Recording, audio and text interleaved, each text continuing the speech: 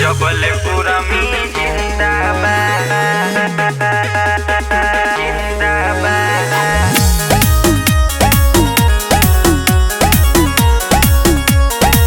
जबलपुर में जिंदाबाद।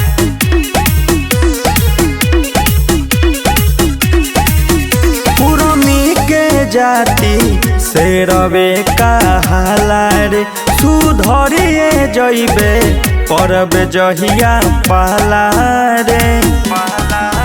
पुरमी के जाति से रवे कहाला रे सुधरिए जइबे परब जहिया पाला रे। हमारा जाति के रहते कुछ के न चिंता बा। और देखली है इतिहास उठा के इहे नाम चुनिंदा बा। स्वाभिमान पे आचना आई जबलपुर में जिंदाबाद। स्वाभिमान पे आचना आई जबलपुर में जिंदाबाद। जबलपुर में जिंदाबाद जिंदाबाद।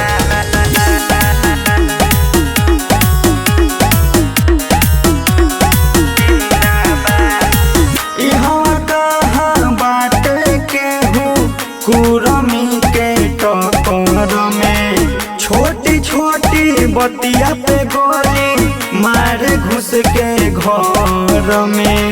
मारे घुस के घर में। हम कहाँ बाटे केहू कुरमी के टकर में छोटी छोटी बतिया पे गोली मारे घुस के घर में। देखी के पावर कवनो करत न निंदा बा। और देखली है इतिहास उठा के इहे नाम चुनिंदा बा। स्वाभिमान पे आचना आई जबलपुर में जिंदाबाद। स्वाभिमान पे आचना आई जबलपुर में जिंदाबाद। जबलपुर में जिंदाबाद जिंदाबाद।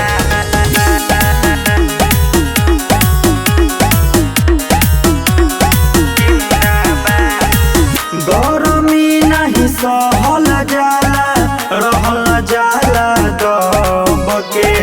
पवन पर शांत के चलती चलेला हो गजब के।